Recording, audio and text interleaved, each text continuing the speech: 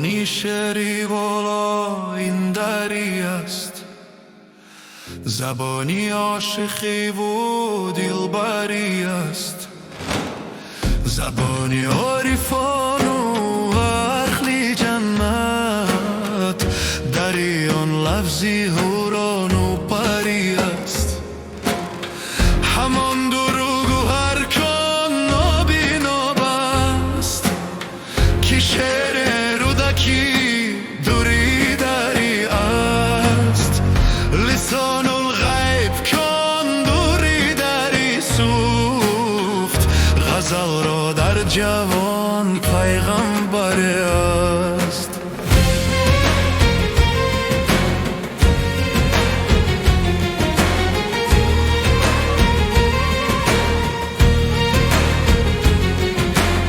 زبانی به زوالان شاهنامه راست، زبانی مولوی و انوری است، زبانی به دل و سعدی و جامی نظامی خلیلی اشقری است.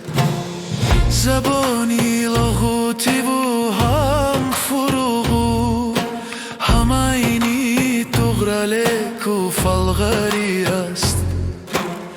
زبانی دغلوی و لاهوری بود، زیلای گل نظر کو دردری است. ادب هم شعر و نظمی مادری است، بخبر کین زبان سر تا سری است. زی تهران تا سمرقند و هیچندوست، و تبریز و بخارا و هری است. در ایران و بارود و خراسان، در اینجا زبانی برتر است. به هر ملک ترین انداز باشد، مسلط هندو کرد و آذری است. توانا و مبرا و چی شیرین، زبان چون بدین پهناوری است. مرادف چون دری با پرسی بود، که هر یک جاگزین بر دیگری است. دری گویند مردم پرسی را، که شهدی پرسی لفظی دری است.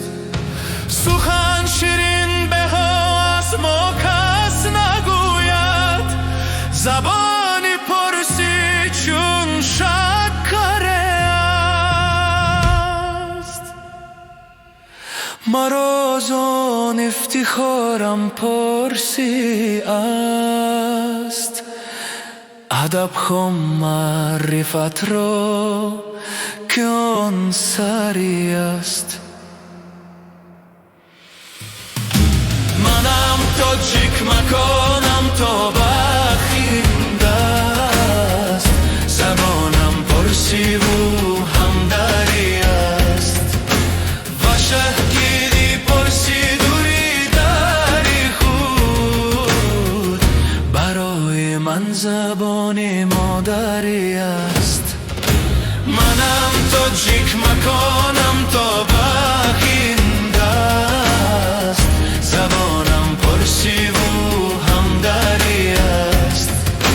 و شهدی پرسی دوری دری خود، برای من زبانی مادری است.